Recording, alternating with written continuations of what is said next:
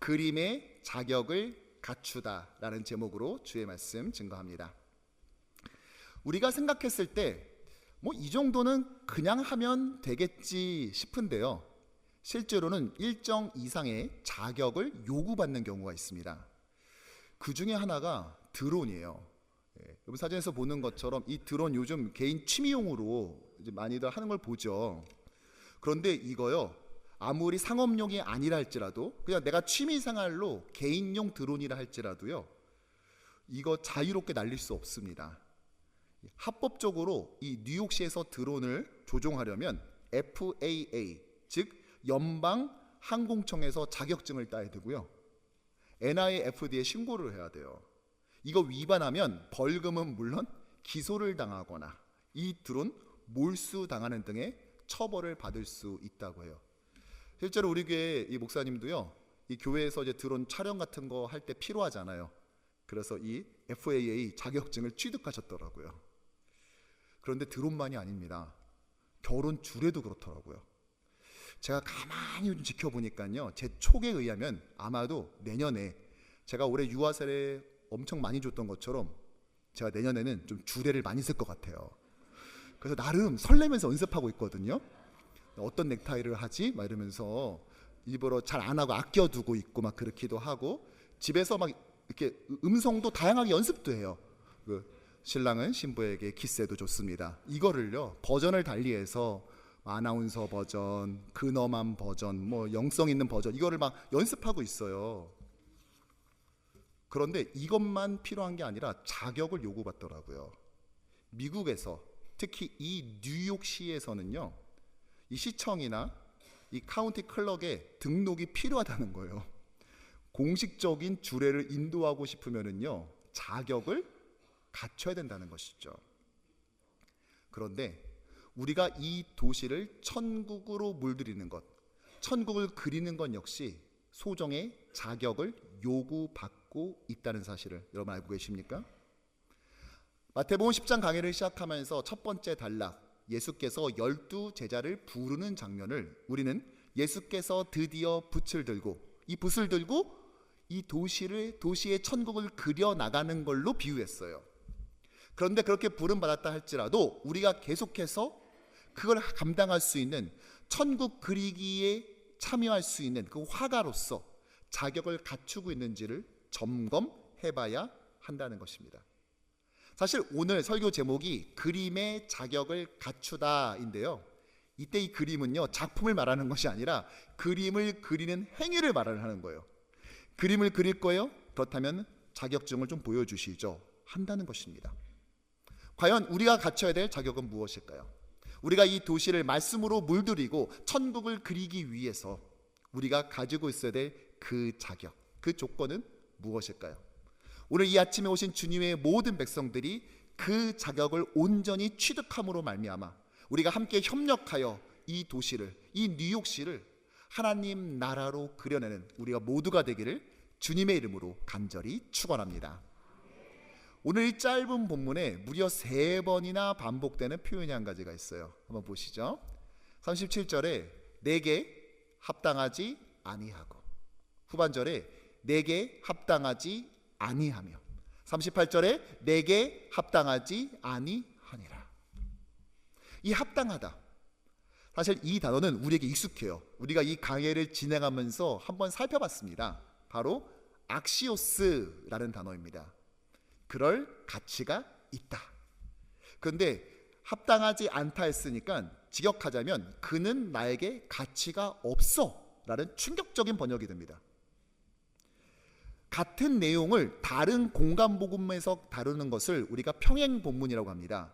자, 누가복음 14장에 보면은요, 이 부분을 뭐라고 말하냐? 시작. 능히 내 제자가 되지 못하고, 이걸 직역하면 그는 내 제자가 될 수 없어, 이런다는 겁니다. 아니, 천국 그리기 하려고 왔더니 너는 자격이 없어, 괜찮아, 가. 여러분, 이걸 어떻게 우린 받아들여야 될까요? 이 도시를 말씀으로 물들이는 사명에 함께할 수 없다고요. 왜요? 자격이 없으니까. 그렇다면 제자의 자격, 천국을 그리는 즉 악시오스, 그를 합당하게 만드는 조건은 과연 무엇입니까? 누가복음 14장 26절 이 평행 본문에서 이렇게 말합니다. 함께 읽죠. 자기 부모와 처자와 형제와 자매와 더욱이 자기 목숨까지 미워하지 아니하면 능히 내 제자가 되지 못하고. 아멘. 내 부모, 아내, 형제, 자매 미워해야 된다는 거예요. 여러분, 미워한다는 건 무슨 말일까요? 예수 안 믿는 가족은 그냥 가족 취급도 하지 말라는 거구나, 이런 겁니까? 그 남편이 막 교회 가자 그래도 안 가고 예수 안 믿어요.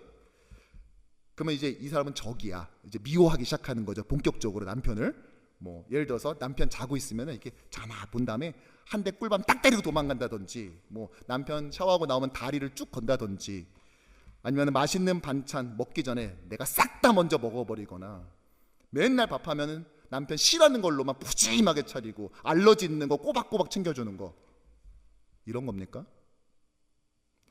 이게요, 우리가 이 문법적인 걸 조금 이해할 필요가 있습니다.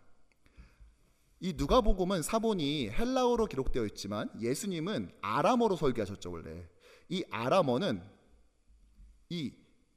그 언어의 구분에 있어서 셈어에 속합니다. 셈조거예요. 셈조거에서 이 미워하다라는 말은 덜 사랑하다라는 말이에요. 그러니까 이 말은 부모를 덜 사랑해의 방점이 찍혀 있는 것이 아니라 나를, 예수 그리스도를 가장 1등으로 사랑해야 돼 라고 하는 우선순위를 말하고 싶어하는 그런 표현이라는 것이죠. 특별히 예수님께서는 오늘 37절에 이렇게 말씀을 하시는데요. 시작. 아버지나 어머니를 나보다 더 사랑하는 자는 내게 합당하지 아니하고, 아들이나 딸을 나보다 더 사랑하는 자도 내게 합당하지 아니하며. 아멘. 합당하지 않대요. 악시오스 하지 않다는 것이죠. 자, 그러면 하나님께 악시오스, 합당한 자는 과연 어떠한 자입니까? 이 천국 그리기의 자격을 가지고 있는 그 천국 화가는 누구냐고요? 자, 오늘 합당하다, 합당하다, 합당하다, 합당하지 않다, 합당하지 않다, 합당하지 않다, 이 세 번이 나왔으니까요. 오늘 이게 누군지 먼저 보도록 하죠. 첫 번째와 두 번째 악시오스를 보면은 먼저는 아버지와 어머니, 부모죠. 그리고 아들이나 딸, 자녀를 말합니다. 그런데 우리가 이것을 대함에 있어서 부모를 사랑한다, 아이를 사랑한다, 이거를 그냥 단순히 효도 또는 가족애로 접근하면 안 됩니다. 그건 너무 현대적 관점으로만 보는 거예요. 여러분, 우리가 성경 읽기를 할 때 염두에 둬야 될 게 우리가 1차 독자가 아니라는 것입니다. 이거는 기본적으로 1세기의 유대계 그리스도인을 타겟팅해서 1차 독자 삼아서 쓰여졌다는 사실을 간과해서는 안 된다는 것입니다. 그렇다면 여기서 말한 아버지와 어머니, 아들과 딸이라는 말을 들었을 때 그 당시 고대 근동의 유대인들은 무엇을 떠올렸을까요? 먼저는 의무였을 겁니다. 의무, 듀티. 부모 봉양은 의무예요. 이걸 해야만 됐어요. 그런데 예수님의 제자들 어떻게 했습니까? 그들은요 3년 동안의 제자 훈련을 출퇴근식으로 하지 않았어요. 예수님과 함께 숙식을 했죠. 함께 다녔죠. 즉 아비의 집을 떠났어야 된다는 말이에요. 자, 이들을 보면서 우리는 박수를 쳐주지만 대단하다고. 당시 사람들은 어땠겠어요? 쟤 봐라, 쟤 봐라.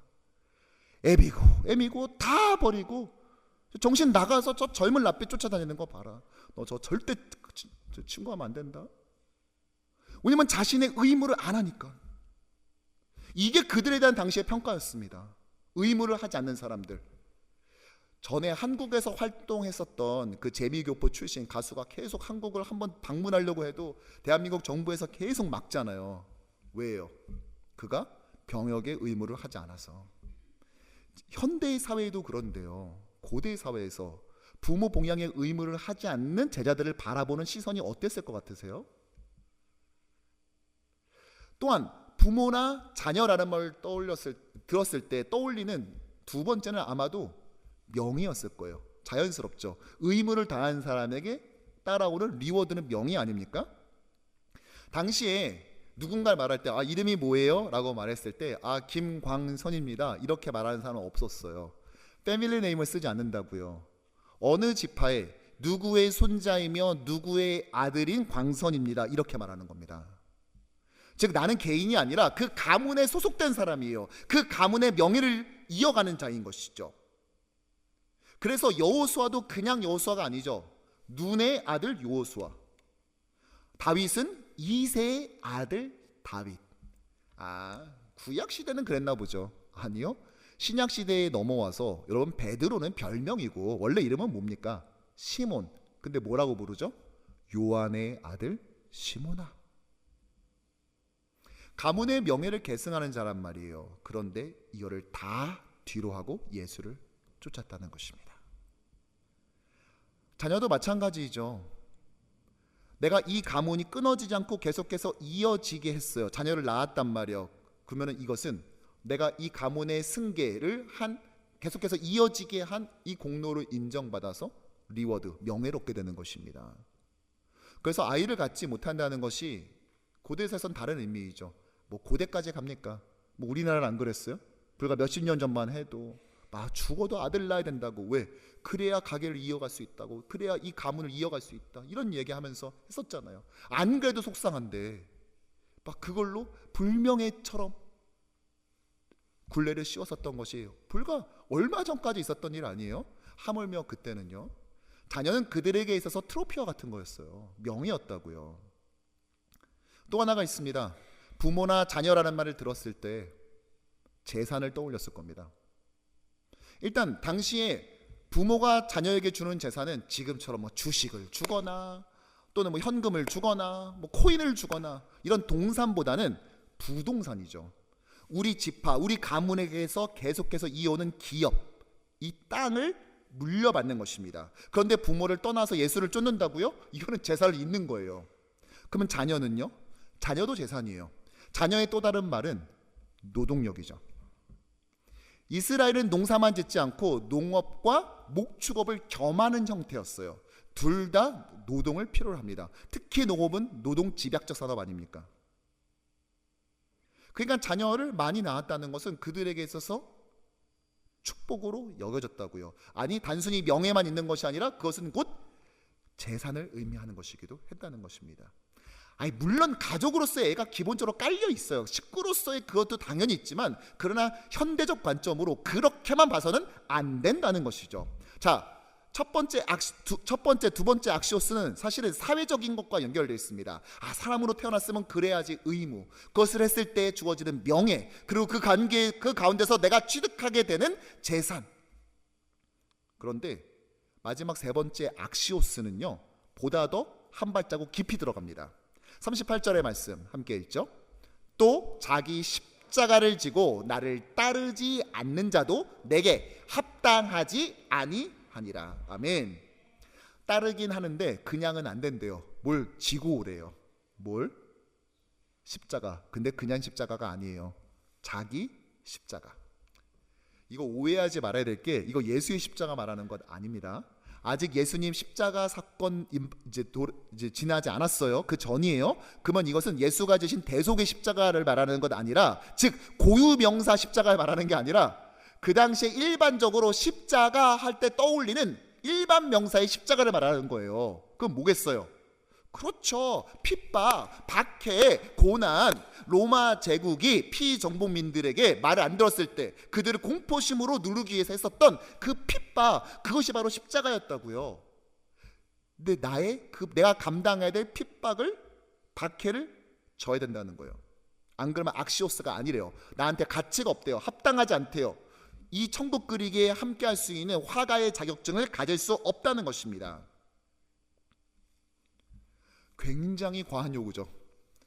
당시 랍비들이 가르칠 때요, 가끔씩 아비가 원하는 것과 스승이 원하는 것이 충돌할 수 있어요. 자, 이 둘이 충돌됐을 때 누구의 말을 들어라 라고 가르쳤을까요? 아버지일까요? 스승일까요? 스승이에요. 스승의 말을 들어야 된다라고 가르쳤어요. 그런데 이렇게까지 요구하진 않아요. 이렇게까지 하진 않는다고요. 아니, 핍박이 닥치는데 이건 안전 욕구 아닙니까? 무슨 말이냐면은 이게 내가 명예를 얻기 위해서 이런 게 아니라 본능적으로 뭐가 날라오는 것 같으면 나도 모르게 눈 찔끔 감고 손 올라가는 건 이건 인간의 본능 아닙니까? 근데 그 본능마저도 거스르면서 이 스승의 말을 순종하고 쫓으라는 거예요. 더 사랑해야 된다고요? 이렇게까지 요구하는 경우는 없어요. 그런데 오늘 예수님 그 말씀을 하고 계시는 것입니다. 그렇다면 이런 질문이 들죠. 왜 이렇게까지 요구할까? 아니 왜? 야, 이 도시에 천국을 그려야 되는데 일손 딸린다. 야, 처음부터 완벽한 사람 어딨냐? 이제 와서 일단 하면서 시작하자. 이게 아니라 아니 어떻게 이렇게까지 요구하는 것일까? 이래야만 천국 그리기에 동원될 수 있는, 함께할 수 있는 화가 자격증을 취득하는 것일까? 오늘 마지막 39절에서 이렇게 말하고 있습니다. 함께 읽죠. 자기 목숨을 얻는 자는 잃을 것이요 나를 위하여 자기 목숨을 잃는 자는 얻으리라. 아멘. 여러분 이거 어디서 많이 들어본 것 같지 않아요? 한국 사람은요 교회 안 다니는 사람들도 이거 다 압니다. 예수 안 믿어도 이 말 다 알아요. 왜요? 예. 이순신 장군께서 남기신 명언에 이 비슷한 말이 있어요. 요즘 세대는 역사를 책에서 배우지 않고 뭐 드라마나 영화에서 배우잖아요. 자, 이거를 근거해서 말해볼게요. 좀 지났지만 대한민국에서 2005년 공전의 데이트를 친 KBS 드라마 불멸의 이순신 제94화를 보면은 이순신 장군이 명란 대첩을 앞두고 이런 말씀을 남기세요. 사즉생, 즉 살고자 하면 죽을 것이요 생즉사, 사즉생, 죽고자 하면 살 것이요. 가만히 있는 거 보니까 여러분들도 모르네 뭐. 그렇죠? 아유, 이 한글 세대 아유 축복됩니다. 사즉생, 죽고자 하면 살 것이요 생즉사, 살고자 하면 죽을 것이다. 이걸 보면서 야, 예수님 이순신 장군 표절했네 이러시는데, 여러분 말은 바로 해야죠. 예수님께서 1900여 년이나 일찍 태어나셨는데 무슨 표절입니까? 여기서 관건은 목숨을 어떻게 해석하냐는 거예요. 39절의 말씀을 보면은 주님을 위해 천국 복음을 전하다 이미 순교의 제물이 된 분들이 계셨죠. 그런데 말이 안 되는 게 이미 목숨을 잃었는데 아니 어떻게 목숨을 다시 얻습니까? 그러니까 불신자들이 하여튼 기독교는 말장난이 너무 심해 이렇게 조롱합니다. 이 말씀은 어떻게 해석해야 돼요? 이거 사실 본문에 목숨이 2번밖에 안 나오지만 사실은 총 4번 나오는 거예요. 뒤에 있는 목숨이 생략됐어요 지금. 자, 자기 목숨을 얻는 자는 목숨을 잃을 것이요 자기를 위하여 나를 위하여 예수를 위하여 자기 목숨을 잃는 자는 목숨을 얻을 것이다 라는 것이죠. 그런데 앞쪽과 뒤쪽의 목숨이 서로 다른 목숨입니다. 앞쪽에 나온 목숨은 육신의 생명을 말한다면 뒤에 생략된 목숨은 영원한 생명, 즉 영생을 의미하는 것이죠. 자, 그럼 대입해 볼까요?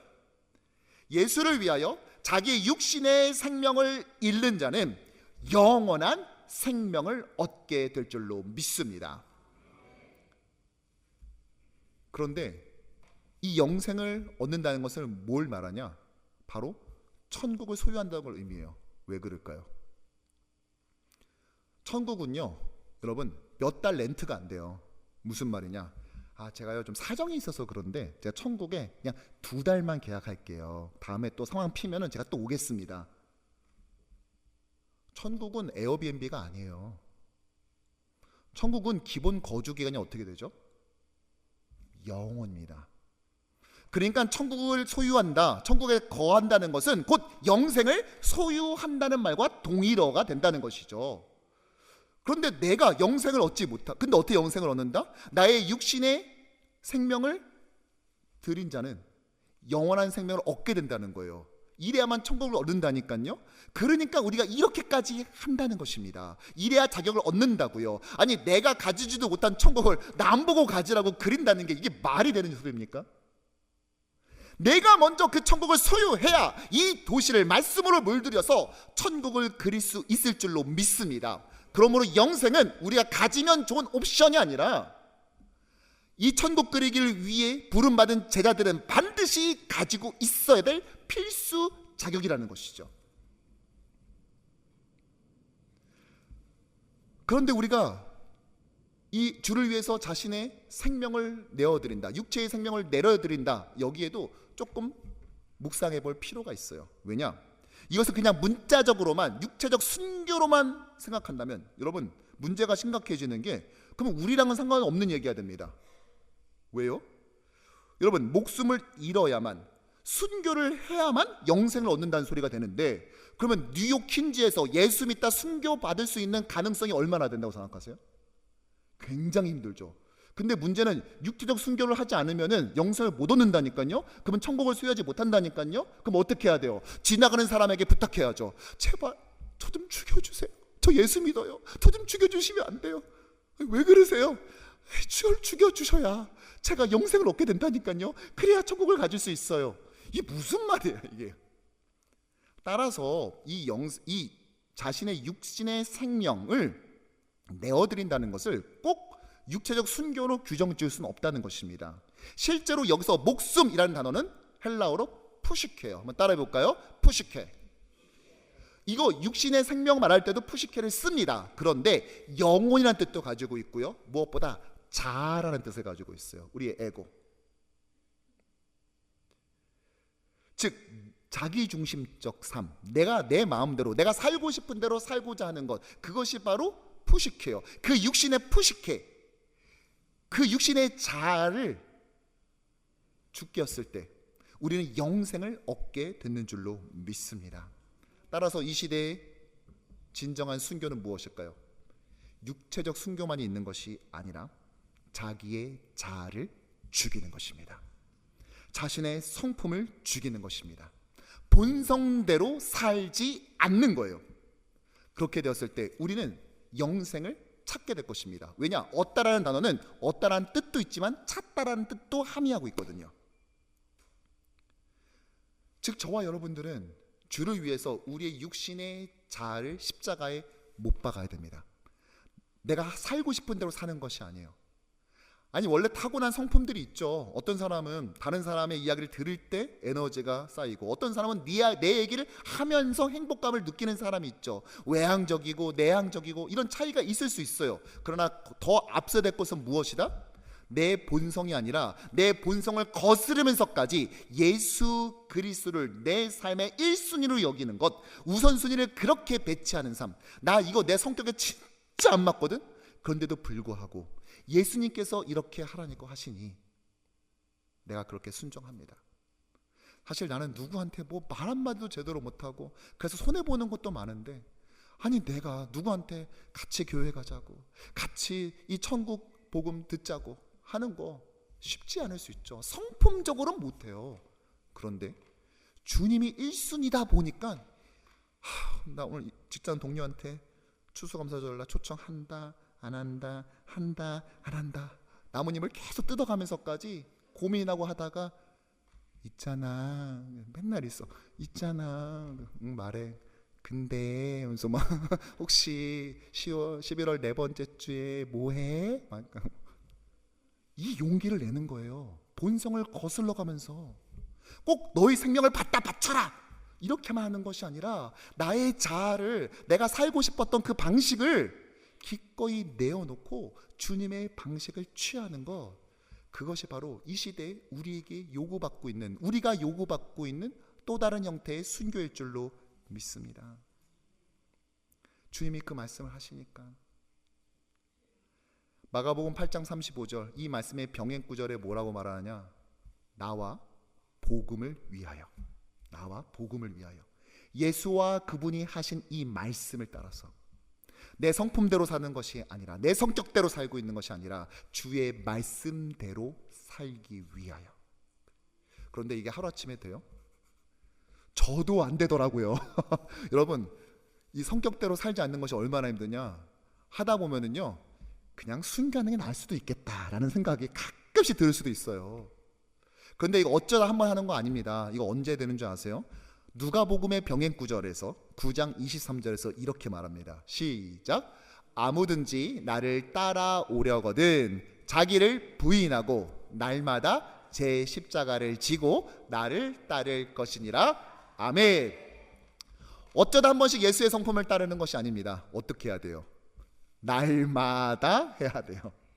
매일매일 내가 살고 싶은 대로가 아니라, 나의 성격대로가 아니라 예수님의 성품대로 살기를 노력하는 것, 이것이 바로 우리가 자신의 십자가를 지는 것이고, 이런 자들이 천국을 그리기의 화가의 자격증을 유지할 수 있다는 것이죠. 매일마다 점검해야 돼요. 우리가 면허증도 갱신을 하잖아요. 심지어 영주권도 갱신을 하지 않습니까? 마찬가지로 천국 그리기의 이 화가의 자격증 역시 한번 땄으니까 됐어 하는 것이 아니라, 나는 정말 내가 천국 시민으로서의 삶을 살아가고 있는가, 예수의 성품을 따라가고 있는가를 매일매일 점검해봐야 하는 것입니다. 우리 이런 찬양 있죠? 아시는 분들 함께 같이 불러볼까요? 주 예수보다 더 귀한 것은 없네. 이 세상 명예와 바꿀 수 없네. 이전에 즐기던 세상 일도 주 사랑하는 마음 뺐지. 3절에는 이런 가사가 있습니다. 주 예수보다 더 귀한 것은 없네. 이 세상 행복과 바꿀 수 없네. 유혹과 핍박이 몰려와도 주 섬기는 내 맘 편치 않. 세상 즐거움 다 버리고, 세상 즐거움 다 버리고, 세상 자랑 다 버렸네. 주 예수보다 더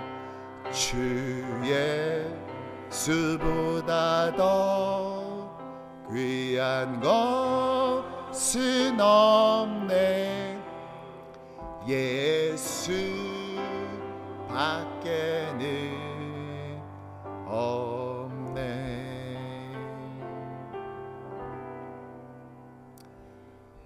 사실 오늘은 제가 우리 뉴욕 효신장로교회 담임 목사로 위임한 지 3년이 되는 주일이에요. 이 3년을 맞이하면서 지난주에 있었던 한 목사님, 선배 목사님의 장례가 떠올랐습니다. 저의 신학교 학부 선배이면서 또 신대원 선배이기도 하신 목사님이셨어요. 제가 뉴욕의 이 낯선 도시, 또 제가 늦가을에 왔잖아요. 유난히 갑자기 그 차가워진 이 도시에 왔을 때 목사님께서 학교 후배가 부임했다고 초청해 주셔서 점심 식사를 거하게 대접해 주셨어요. 근데 제가 잘 먹지를 못하는 거예요. 목사님이, 아니 김 목사 한참 먹고 지금 이제 부임했으니까 열심히 일해야 될 때인데 왜 이렇게 밥을 안 먹어? 목사님, 제가 선배 목사님께 솔직하게 말할게요. 제가 밥이 넘어가질 않아요. 목사님, 지금 교회 상황이, 성도들이 아직 상처 가운데 있고, 와보니까 교회가 아직 극복해야 될 문제들이, 산적한 과제들이 있어요. 근데 목사님, 전 제 실력 제가 알거든요. 저 이거 절대 못해요. 제 힘으로 할 수가 없어요. 제가 그거 생각하면은 목사님 사주신 거 제가 진짜 맛있게 막 이렇게 먹는 척이라도 해야 되는데 제가 지금 채기가 있어서 이게 넘어가지 않아요. 목사님 너무 죄송해요. 그때 그 선배 목사님이 저에게 말씀하셨어요. 걱정하지 말라고. 김 목사, 반드시 하나님께서 뉴욕 효신장로교회 반드시 회복시켜 주신다고. 걱정하지 말라고. 잘할 수 있을 거라고. 근데요, 저는 그게 그냥 하는 말처럼 여겨지지 않았던 거예요.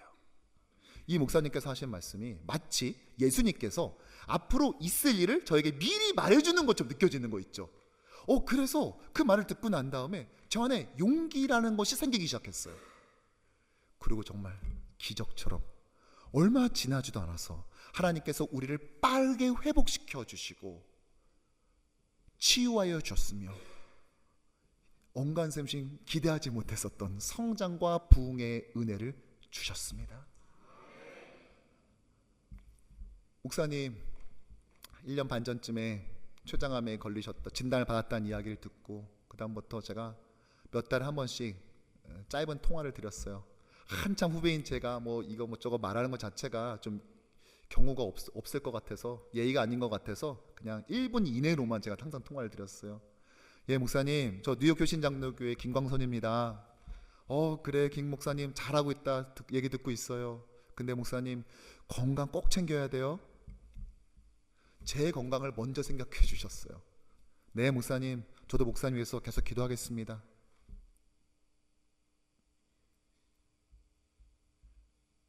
그리고 하나님께서는 얼마 전 사랑하는 주의 종을 고통 가운데 있었던 그 육신으로부터 해방시키셔서 하나님 품에 안기셨습니다. 이 천국 환송 예배에 제가 가서 참여하고 그 다음날 새벽에 있었던 발인 예배에는 우리 교회 교육자들과 함께 제가 갔어요. 우리 교육자들에게 이 목사님이 어떤 분이셨는지를 우리가 좀 배우는 것이 너무 중요하겠다 그런 마음이 들었습니다. 또 목사님의 의리를 다하는 듯한 그런 느낌이 제 안에 있었어요. 근데 이 천국 환송 예배 때 그 목사님의 두 아드님이 있는데 두 분 다 목회자거든요. 한 분이 이렇게 간증하더군요. 목사님이 매주 토요일이면 캘리포니아에서 목회하는 아들에게 전화를 한 거예요. 그러면서 그 다음날 설교 본문 보고 나 이렇게 설교할 거야 한번 들어봐 하면서 들려주신대요. 이 설교가 1.5세나 2세에게는 어떻게 들려? 조언을 구하셨다는 거예요. 짧게 하는 게 아니라 1시간에서 2시간을 매주 토요일마다 전화를 하신 거예요. 이제는 아들이 토요일 되면은 아들 목사님이 아이고 아버지한테 전화 올 때가 됐다 하면서 기다리고 계시고 그 통화를 했다는 것이죠. 이 선배 목사님께서 자주 하셨던 말, 목사의 사명은 교회를 위해 자신의 목숨을 바치는 것이다. 그리고 정말로 그렇게 하셨습니다. 소천받기 2주 전까지 주일 강단에서 말씀을 전하셨어요. 그리고 마지막 남긴 말씀은 하나님은 위대하십니다. 저는 이 목사님이 정말 유복하게 사랑받는 가정에서 막 자라신 줄 알았어요. 왜냐하면 언제나 따뜻하게 말씀을 하시니까요.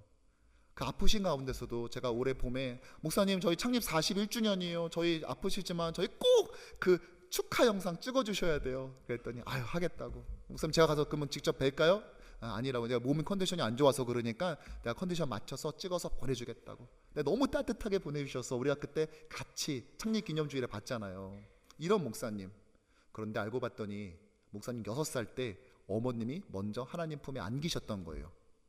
그런데 이런 말 하지 않으면 전혀 느끼지 못할 만큼 정말 사랑 가득한 그러한 예수의 성품을 담는 모습을 보이셨거든요. 물론 천성이 따뜻하셨고 어지셨겠지만 저는 그것만이 다가 아니라고 생각합니다.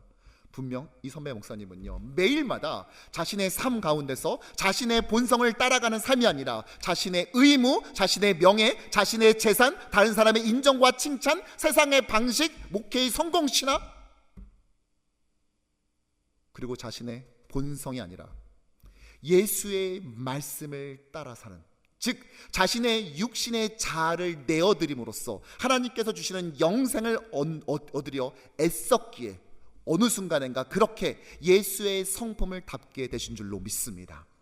우리 모두가 그러한 삶을 살아가야 된다. 아니 위임 3년을 맞이한 내 자신이 먼저 그러한 삶을 살아야 되겠다 결단하면서 오늘 이 설교를 준비하게 되었어요. 사랑하는 성도 여러분, 우리는 예수님을 상위권 어디쯤에 배치시키는 걸로 만족하면 안 됩니다. 그래도 예수님 제가 이 정도 하는 거는 진짜 예수님 많이 생각해 드린 거예요. 이거 아셔야 돼요. 사람들 보면 깜짝 놀라요. 야 너가 이 정도 하냐?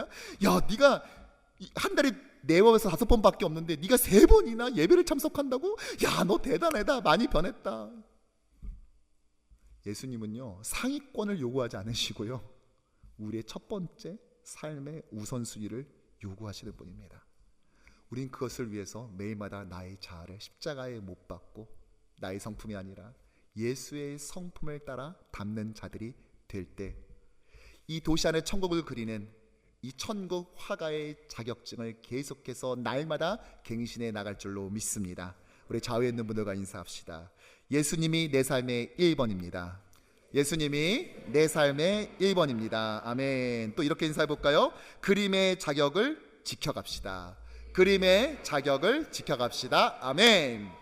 말씀을 정리하죠. 화가의 자격은 그림 그리는 기술로 시작이 되지만 그 완성은 인내로 되는 것입니다. 세상을 세상처럼 보지 않고, 세상의 관점에서 보지 않고 천국의 시선에서 천국의 빛깔과 천국의 색으로 그려낼 수 있는 사람이 진정한 천국 화가인 줄로 믿습니다.